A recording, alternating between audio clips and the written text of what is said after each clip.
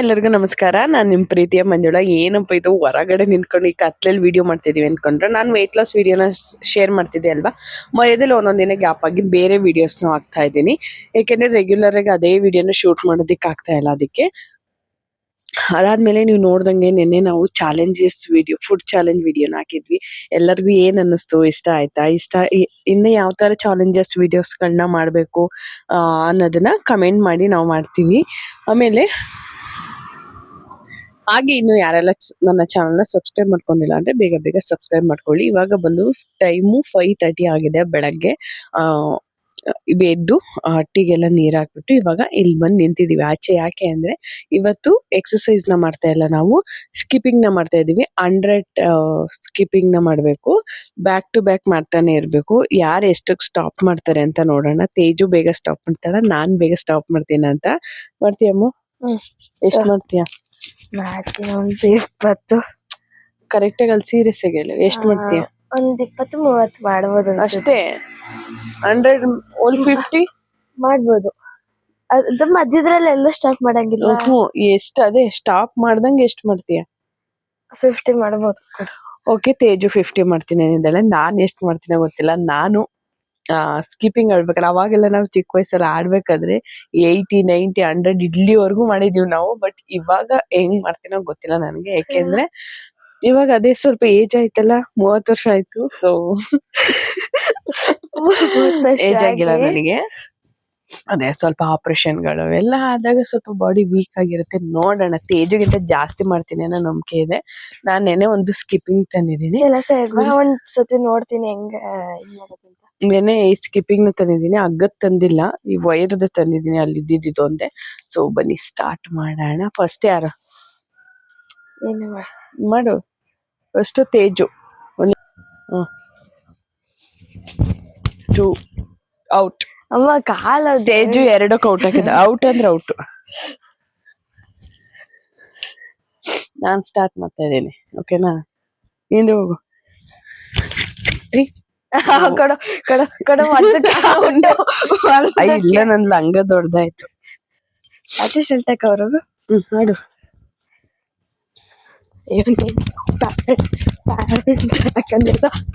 Count ಮಾಡಿದವ್ರ ಲೆಕ್ಕ ಇರಲ್ಲ. Stop ಮಾಡ್ದೆ.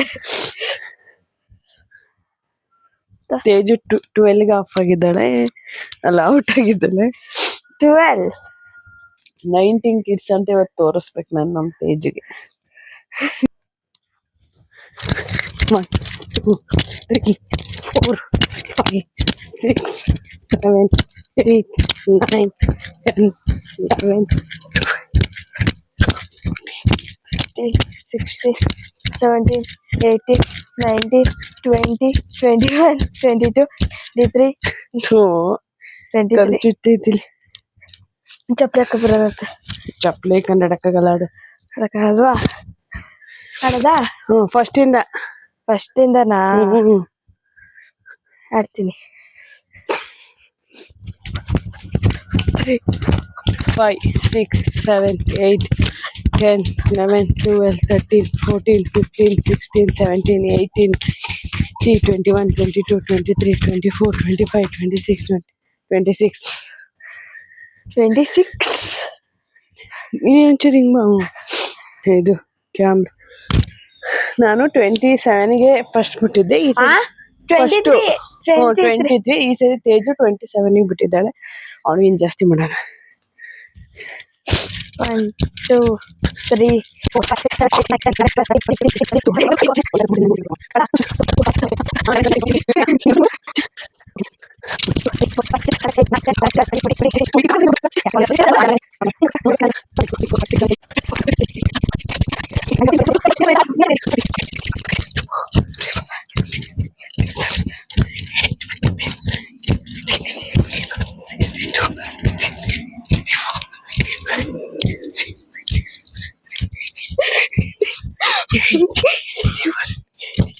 93 94 95 96 97 98 99 100. 1 2 3 4 5 6 7 8 9 ಟೆನ್ ಯಾಕೆ ಎಕ್ಸ್ಟ್ರಾ ಆಗಿದೆ ಅಂದರೆ ಅವಳಿಗೆ ಡೌಟ್ ಇತ್ತು ನಾನು 10 ಸುಳ್ಳು ಹೇಳ್ತಿದ್ದೀನಿ ಅಂತ, ಅದಕ್ಕೆ ಅವ್ಳ ಸಮಾಧಾನ. ಓಕೆ ಫ್ರೆಂಡ್ಸ್, ನಾನು ಹೇಳ್ದೆ ಅಲ್ವಾ 19 ಕಿಡ್ಸ್ ಗೆಲ್ಲೋದು ಅಂತ. ನಾನಾಗಿ ಗೆದ್ದಿದ್ದೀನಿ, 110 ಮಾಡಿದ್ದೀನಿ. ಕುತು ಕುತು ಕುತು ಕುತು ಮಾನಿವಿಲ್ಲರು ಅಮ್ಮನ ಮುಂದೆ ಸೋತ ಮಗ.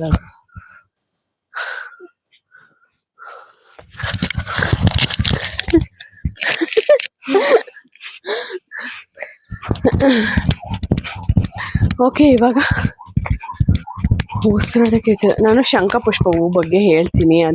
ಅದರಿಂದ ಏನೇನು ಬೆನಿಫಿಟ್ಸ್ ಇದೆ ಅಂತ ಹೇಳ್ತೀನಿ ಅಂದಿದೆ. ಬನ್ನಿ ಇವಾಗ ಮಾತಾಡೋಕೈತೆ.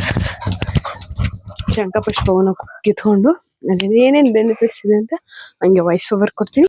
ನಮ್ಮನೆ ಗಿಡದಲ್ಲಿ ಶಂಖಪುಷ್ಪ ಏನಿಲ್ಲ ಅಂದ್ರೂ ದಿನಕ್ಕೆ 4 ರಿಂದ 5 ಹೂ ಕೊಡ್ತಾ ಇದೆ ಡೈಲಿ.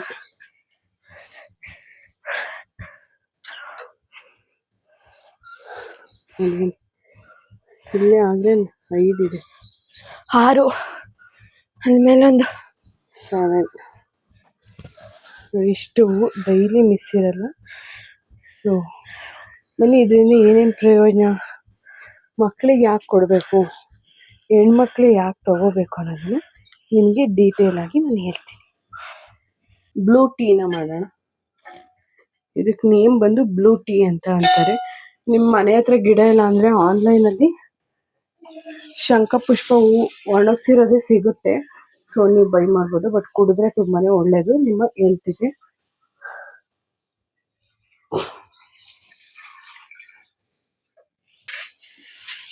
ನಮ್ಮ ಗಾರ್ಡನ್ ಸಿಕ್ಕಿರೋ ಬೀನ್ಸ್ ಏನು ಮಾಡೋದಂತ ನೋಡಬೇಕು. ಇವಾಗ ಬಂದು ಟಿಫನ್ಗೆ ರೊಟ್ಟಿನ ಮಾಡಬೇಕು. ರೊಟ್ಟಿಗೆ ನೀನಿ ಟೊಮೆಟೊಕಾಯಿ ಖಾರ ಐತೆ, ಅಪ್ಪು ಪುಂಡೆ ಸೊಪ್ಪಿನ ಖಾರ ಐತೆ. ಇವಾಗ ರೊಟ್ಟಿಗೆ ಅನ್ನನ ಬೇಯೋದಕ್ಕೆ ಇಟ್ಕೊಳ್ಳೋಣ. ಬ್ಲೂ ಟೀ ಶಂಖಪುಷ್ಪ ಹೂವಿನ ಟೀನ ಏನಕ್ಕೆ ಯೂಸ್ ಮಾಡ್ಬೋದು ಅಂದರೆ ಮೇಯ್ನಾಗಿ ಮಕ್ಕಳಿಗೆ ಮೆಮೊರಿ ಪವರ್ ಚೆನ್ನಾಗಾಗೋದಕ್ಕೆ ಕೊಡ್ತಾರೆ. ಈಗ ಮಕ್ಕಳಿಗೆ ತುಂಬ ದೊಡ್ಡ ದೊಡ್ಡ ಕ್ವಶನ್ಗಳು ಅಥವಾ ಅವ್ರು ಸ್ವಲ್ಪ ಈಗಿನ ಜನ್ರೇಷನ್ ಮಕ್ಕಳಿಗೆ ಏನಾಗುತ್ತೆ, ಸ್ವಲ್ಪ ಸ್ಟ್ರೆಸ್ ಜಾಸ್ತಿ ಆಗುತ್ತೆ. ಸ್ಕೂಲು, ಟ್ಯೂಷನ್ನು, ಮನೆ ಎಲ್ಲ ಜಾಸ್ತಿ ಟೆನ್ಷನ್ ಆಗೋದ್ರಿಂದ ಕೆಲವೊಂದು ಮಕ್ಕಳಿಗೆ ಮೆಮೊರಿ ಗ್ರೆಸ್ ಸ್ವಲ್ಪ ಕಮ್ಮಿ ಇರುತ್ತೆ. ಸೊ ಅಂಥ ಮಕ್ಕಳಿಗೆ ನೀವು ಇದನ್ನು ಬ್ಲೂ ಟೀ ಮತ್ತು ಅಥವಾ ಶಂಖಪುಷ್ಪ ಹೂವಿನ ಟೀನ ಕೊಡೋದ್ರಿಂದ ಅವ್ರ ಮೆಮೊರಿ ಪವರ್ ಚೆನ್ನಾಗಿ ಆಗುತ್ತೆ. I observe my daughter. ನಾನು ನನ್ನ ಮಗಳಿಗೆ ಅದು ಚೆನ್ನಾಗಿ ಆಗ್ತಿರೋದನ್ನು ನಾನು ಅಬ್ಸರ್ವ್ ಮಾಡ್ತಾ ಇದ್ದೀನಿ. ಅವಳ ಮೆಮೊರಿ ಪವರ್ ಚೆನ್ನಾಗಿ ಆಗ್ತಾ ಇದೆ ಮತ್ತು ಒಂದು ಕಡೆ ಕಾನ್ಸಂಟ್ರೇಷನ್ ಮಾಡೋದಕ್ಕೆ ತುಂಬಾ ಎಲ್ಪ್ ಆಗ್ತಾ ಇದೆ ಅವಳಿಗೆ. ಅದು ಬಿಟ್ಟರೆ ಮತ್ತು ವೆಯ್ಟ್ ಲಾಸ್ಗೂ ಕೂಡ ತುಂಬಾ ಎಲ್ಪ್ನ ಮಾಡುತ್ತೆ ಶಂಖಪುಷ್ಪ ಹೂವು. ಅದಾದಮೇಲೆ ಬಂದು ದೊಡ್ಡವ್ರಿಗೆ ಏನು ಅಂದರೆ ಒಂದು ಬೆಟರ್ ಅಂದರೆ ಮಕ್ಕಳಿಗೆ ದೊಡ್ಡವ್ರಿಗೆ ಯಾರಿಗಾದ್ರೂ ಸ್ಕಿನ್ನ ತುಂಬಾ ಗ್ಲೋಯಿಂಗ್ ಆಗಿ ಶೈನಿಂಗ್ ಆಗಿಡೋದಕ್ಕೆ ಮತ್ತು ಮಾರ್ಕ್ಸ್ ಫ್ರೀ ಆಗೋದಕ್ಕೆ ಇದು ತುಂಬಾ ಹೆಲ್ಪ್ನ ಮಾಡುತ್ತೆ.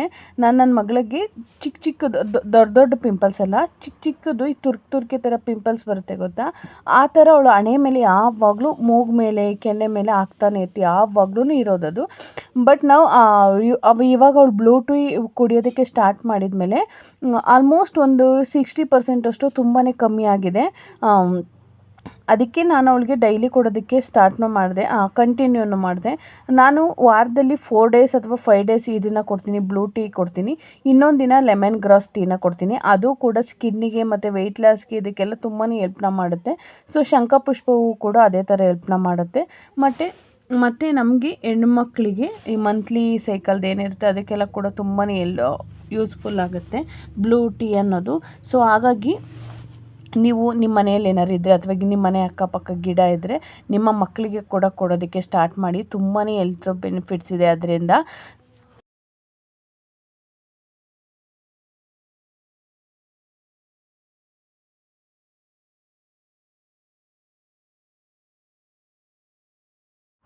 ಮತ್ತು ನಿಮ್ಮ ಕಣ್ಣಿನ ಒತ್ತಡನ ಕಮ್ಮಿ ಮಾಡಿ ನಿಮ್ಮದು ಏರ್ ಫಾಲ್ ಆಗೋದನ್ನು ಕೂಡ ಕಮ್ಮಿ ಆಗೋದಕ್ಕೆ ಹೆಲ್ಪ್ ಆಗುತ್ತೆ. ಏರ್ ಫಾಲ್ ಆಗೋದು ತುಂಬಾ ಕಮ್ಮಿ ಆಗಿದೆ.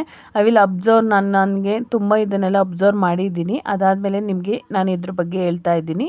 ಯಾಕೆಂದರೆ ನಾನು ನಿಮಗೆ ಆಲ್ಮೋಸ್ಟ್ 1 ಮಂತ್ ಇಂದನೇ ನಾನು ನಿಮಗೆ ಹೇಳಿದ್ದೆ, ನಾನು ಇದನ್ನ ಬ್ಲೂ ಟೀನ ಕುಡಿತಾ ಇದ್ದೀನಿ ಅಂತ. ರಕ್ತದೊತ್ತಡನ ಕಮ್ಮಿ ಆಗೋದಕ್ಕೆ ಇದು ಮಾಡುತ್ತೆ. ಶುಗರ್ BP ಇದ್ದವ್ರಿಗೂ ಕೂಡ ತುಂಬಾ ಒಳ್ಳೆಯದು. ನೀವು ಕಾಫಿ ಟೀ ಕುಡಿಯೋದಕ್ಕಿಂತ ನಿಮ್ಗೆ ಏನು ಗೊತ್ತಾ, ನೀವು ಕಾಫಿ ಟೀಗೆ ಅಡಿಕ್ಟ್ ಆಗಿದ್ದವರಾದರೆ ಒಂದು ವೀಕ್ ನಿಮಗೆ ಕಷ್ಟ ಆಗ್ಬೋದು. ಬಟ್ ಅದಾದಮೇಲೆ ನಿಮಗೆ ತುಂಬಾ ಹೆಲ್ಪ್ ಆಗುತ್ತೆ. ಇದು ತುಂಬ ಅಡಿಕ್ಟ್ ಆಗಿಬಿಡ್ತೀರಾ, ನಿಮಗೆ ಕಷ್ಟ ಅನ್ಸೋದಿಲ್ಲ ಇದನ್ನೆಲ್ಲ ಕುಡಿಯೋದಕ್ಕೆ. ಒಂದ್ಸಲ ಟ್ರೈ ಮಾಡಿ. ಅದಾದಮೇಲೆ ಬಂದು ದಿನಕ್ಕೆ 1 ಕಪ್ಪಿಂದ 2 ಕಪ್ಪು ಅಂದರೆ ಒಂದು 5-6 ಹೂವಷ್ಟು ನೀವು ಒಬ್ಬರು ತೊಗೋಬೋದು ಇದನ್ನು. ಅದಾದಮೇಲೆ ನೀವು ಏನಕ್ಕಾದ್ರೂ ಟಾಬ್ಲೆಟ್ಸ್ ತೊಗೋತಾ ಇದ್ದರೆ, ಪ್ರೆಗ್ನೆಂಟ್ ಲೇಡೀಸ್ ಇದ್ದರೆ ನಿಮ್ಮ ಡಾಕ್ಟರ್ನ ರೆಕಮೆಂಡ್ ಮಾಡಿ ತೊಗೊಳ್ಳೋದು ಬೆಸ್ಟು. ಏಕೆಂದರೆ ಸೋಷಿಯಲ್ ಮೀಡ್ಯಾದಲ್ಲಿ ಅವ್ರಿಗೆ ಆದಂಥ ಎಕ್ಸ್ಪೀರಿಯೆನ್ಸ್ನ ನಿಮ್ಮ ಜೊತೆ ಶೇರ್ ಮಾಡ್ತಾ ಇರ್ತಾರೆ. ಹಂಗಂತ ನೀವು ತೊಗೊಳ್ಳೇಬೇಕು ಅನ್ನೋದು ಏನಿರೋದಿಲ್ಲ. ಆಮೇಲೆ ಎಲ್ಲರಿಗೂ ಇದೇ ಥರ ಅಡ್ಜಸ್ಟ್ ಆಗುತ್ತೆ, ಎಲ್ಲರ ಬಾಡಿನೂ ಒಂದೇ ಥರ ಇರುತ್ತೆ, ಎಲ್ಲರ ಹೆಲ್ತು ಒಂದೇ ಥರ ಇರುತ್ತೆ ಅಂತಲೇ ಹೇಳೋದಕ್ಕಾಗಲ್ಲ. ಸೊ ನನಗೆ ಅನಿಸಿದ್ದು ಏನು ಅಂದರೆ, ನೀವು ಸೋಷಿಯಲ್ ಮೀಡ್ಯಾದಲ್ಲಿ ನಾವೆಲ್ಲ ಹೇಳ್ತೀವಿ ಅಂತ ಯೂಸ್ ಮಾಡೋದಕ್ಕೆ ಹೋಗ್ಬೇಡಿ. ಯೂಸ್ ಮಾಡಿದರೆ ಒಳ್ಳೆಯದು. ನಾನು ಹೇಳಿದ್ನಲ್ವ, ಈ ಥರ ಇರೋರಿಗೆ ತುಂಬಾ ಬೆಸ್ಟು. ಅದು ಬಿಟ್ಟು ನಿಮ್ಗೇನಾದ್ರು ಮೆಡಿಷನ್ ತೊಗೊಳ್ಳೋ ಅಂಥ ಹೆಲ್ತ್ ಇಶ್ಯೂಸ್ ಇದೆ ಅಂದರೆ ನೀವು ಒಂದ್ಸಲ ನಿಮ್ಮ ಡಾಕ್ಟರ್ನ ಕೇಳೋದು ತುಂಬಾ ಒಳ್ಳೆಯದು. ಏಕೆಂದರೆ ನೀವು ಇಂಗ್ಲೀಷ್ ಮೆಡಿಷನ್ನ ತೊಗೋತಿರ್ತೀರ, ಆಯುರ್ವೇದಿಕ್ಕೂ ಅದಕ್ಕೂ ಸೆಟ್ ಆಗುತ್ತೋ ಇಲ್ಲೋ ಗೊತ್ತಿಲ್ಲ. ಸೊ ಹಾಗಾಗಿ ನಿಮ್ಮ ಡಾಕ್ಟರ್ನ ಒಂದ್ಸಲ ರೆಕಮೆಂಡ್ ಮಾಡಿ ಅವ್ರ ಕಡೆಯಿಂದ ಒಂದು ಸಜೆಷನ್ನ ತೊಗೊಳ್ಳೋದು ತುಂಬಾ ಒಳ್ಳೆಯದು. ಏನು ಮೆಡಿಷನ್ ತೊಗೋತಾ ಇಲ್ಲ ನಾವು ಅನ್ನೋದಾದರೆ 100% ನೀವು ಇದನ್ನು ಯೂಸ್ ಮಾಡ್ಬೋದು. ಏಕೆಂದರೆ ನಾನು 1 ಮಂತ್ ಯೂಸ್ ಮಾಡಿ ನನಗೆ ಒಳ್ಳೆ ಗುಡ್ ರಿಸಲ್ಟ್, ನನ್ನ ಮಗಳಿಗೂ ಕೂಡ ಗುಡ್ ರಿಸಲ್ಟ್ ಬಂದಮೇಲೆ ನಾನು ನಿಮಗೆ ರೆಫರ್ ಮಾಡ್ತಾ ಇದ್ದೀನಿ. ಸೊ ಇದು ನಾನು 1 ಮಂತಿಂದ ಯೂಸ್ ಮಾಡ್ತಾ ಇದ್ದೀನಿ. ನಾನು ಇದೊಂದೇ ತೊಗೋತಿದ್ದೀನಿ ಅಂತ ಹೇಳಲ್ಲ, ಲೆಮನ್ ಗ್ರಾಸು ಮತ್ತು ಇದು ಎರಡೂ ತೊಗೋತಾ ಇದ್ದೀನಿ. ನನಗೆ ಎರಡರಿಂದನೂ ಸ್ಕಿನ್ನು ತುಂಬಾ ಚೆನ್ನಾಗಾಗಿದೆ.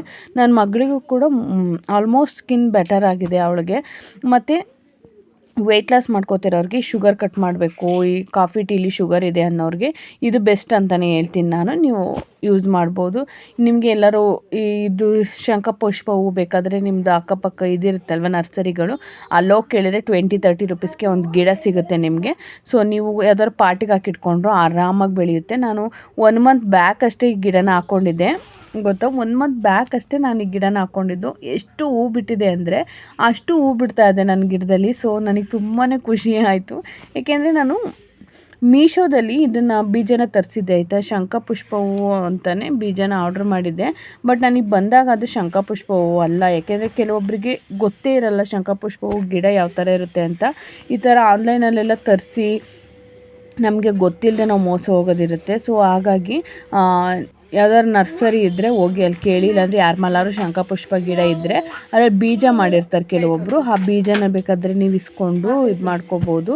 ಸೊ ನನಗೆ ಫಸ್ಟ್ ಬಂದಿದ್ದು ಬ್ಲೂ ಕಲರ್ ಹೂವೇನೆ, ಬಟ್ ಇದಲ್ಲ, ಶಂಖಪುಷ್ಪ ಅಲ್ಲ. ಸೊ ಹಾಗಾಗಿ ನನಗೆ ಅದರ ಅವಶ್ಯಕತೆ ಇರಲಿಲ್ಲ. ನಾನು ಕಿತ್ತಾಕಿ ನಾನು ನರ್ಸರಿಯಿಂದ ತಂದೆ. ಸೊ ನಿಮ್ಮ ಅಕ್ಕಪಕ್ಕ ಯಾರ್ದಾರ ಹತ್ರನಾರಿದ್ರೆ ನೀವು ಒಂದು ಗಿಡನ ಒಂದು ಬೀಜ ಹಾಕಿದರೆ ಸಾಕು, ಗಿಡ ಆರಾಮಾಗಿ ಬಂದುಬಿಡುತ್ತೆ.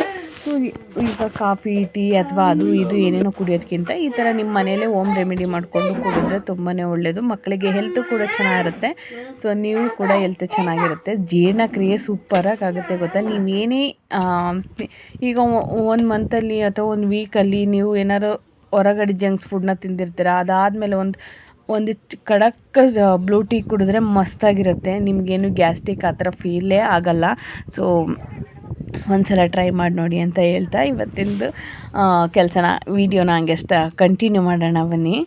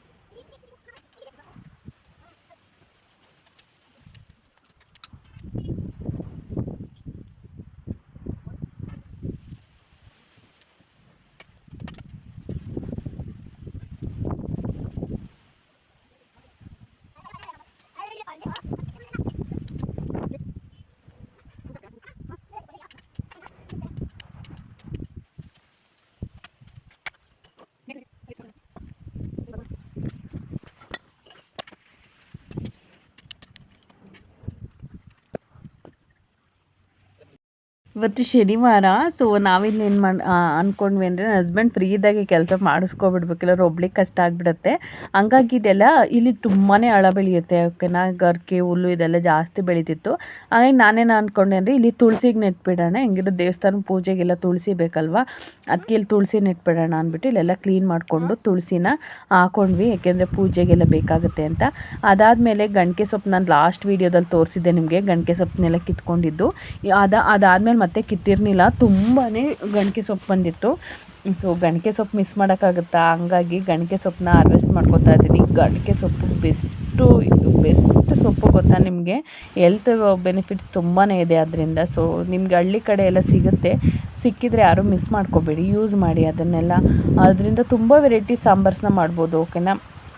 ಮಾಮೂಲಿ ನಾವು ಹಾಸನ ಸೈಡೆಲ್ಲ ಸೊಪ್ಪು ರುಬ್ಬಿ ಮಾಡ್ತೀವಲ್ವ, ಆ ಥರ ಸಾಂಬಾರು ಮಾಡಿದ್ರೆ ನೆಕ್ಸ್ಟ್ ಲೆವೆಲಲ್ಲಿರುತ್ತೆ. ಅದಕ್ಕೆ ಹಾಲನ್ನ ಬಿಟ್ಟು ಸಾಂಬಾರು ಮಾಡಿದರೆ, ಅದಾದಮೇಲೆ ಸಾಂಬಾರು ಸೊಪ್ಪಿನ ಬಜ್ಜಿ ಅಂತ ಮಾಡ್ಬೋದು, ತುಂಬ ಚೆನ್ನಾಗಿರುತ್ತೆ ಗೊತ್ತಾ. ನನಗೆ ಈ ಥರ ಸಾಂಬಾರುಗಳೆಲ್ಲ ತುಂಬಾ ಇಷ್ಟ ಆಗುತ್ತೆ. ಸಾಂಬಾರು ಸೊಪ್ಪಿನ ಬಜ್ಜಿ, ಈ ಗಣಕೆ ಸೊಪ್ಪಿನ ಬಜ್ಜಿ ಇದೆಲ್ಲ ತುಂಬ ನೆಕ್ಸ್ಟ್ ಲೆವೆಲಲ್ಲಿರುತ್ತೆ ಟೇಸ್ಟು. ಹಳ್ಳಿಲಿದ್ದವ್ರಿಗೆ ಗೊತ್ತು ಅದ್ರ ಸಾಂಬಾರು ಟೇಸ್ಟ್ಗಳು. ಸೊ ಹಾಗಾಗಿ ಈ ದೊಡ್ಡ ಬಕೆಟಲ್ಲಿ 3/4 ಬಕೆಟಷ್ಟು ನನಗೆ ಗಣಕೆ ಸೊಪ್ಪು ಸಿಕ್ಕಿದೆ, ಅಷ್ಟು ಇತ್ತು ಸೊಪ್ಪು. ಸೊ ಅದನ್ನು ಪಲ್ಯ ಮಾಡಿ ಸ್ವಲ್ಪ ಬೇಯಿಸ್ಬಿಟ್ಟು ಎತ್ತಿಟ್ಕೊಂಡ್ರೆ ಫ್ರಿಜ್ಜಲ್ಲಿ ಯಾವಾಗ ಬೇಕೋ ಆವಾಗ ಒಗ್ಗರಣೆ ಹಾಕ್ಕೋಬೋದು. ಸಾಂಬಾರು ನಾನು ನಿಜ ಹೇಳಬೇಕು ಅಂದರೆ 3 ದಿವಸಕ್ಕಾಗುತ್ತೆ ನಮ್ಮನೆ ಸೊಪ್ಪಿನ ಸಾಂಬಾರು ಮಾಡಿದರೆ. ನಾವು ಚೆಲ್ಲಲ್ಲ. ಸೊಪ್ಪಿನ ಸಾಂಬಾರು ಮತ್ತು ಹುರುಳಿಕಾಳು ಸಾಂಬಾರು ಇದೆರಡೂ ಕುದಿಸಿದಷ್ಟು ರುಚಿ ಚೆನ್ನಾಗಿರುತ್ತೆ, ಆಯಿತಾ. ಇನ್ನು ತರಕಾರಿ ಸಾಂಬಾರು ಕುದಿಸಿದ್ರೆ ಟೇಸ್ಟು ಹೊರಟೋಗ್ಬಿಡುತ್ತೆ. ಬಟ್ ಇದು ಸೊಪ್ಪಿನ ಸಾಂಬಾರು ಹಂಗಲ್ಲ, ನಾವು ಎಷ್ಟು ಕುದಿಸ್ತಾ ಇರ್ತೀವಿ ಅಷ್ಟು ಟೇಸ್ಟು ಸೂಪರಾಗಿರುತ್ತೆ. ಓಕೆ ಫ್ರೆಂಡ್ಸ್, ನಾನು ಇಲ್ಲಿಗೆ ವೀಡಿಯೋನ ಎಂಡ್ ಮಾಡ್ತೀನಿ. ನಿಮಗೆ ನನ್ನ ವೀಡಿಯೋ ಇಷ್ಟ ಇದ್ದರೆ ನನ್ನ ಚಾನಲನ್ನು ಸಬ್ಸ್ಕ್ರೈಬ್ ಮಾಡ್ಕೊಳ್ಳಿ. Thank you.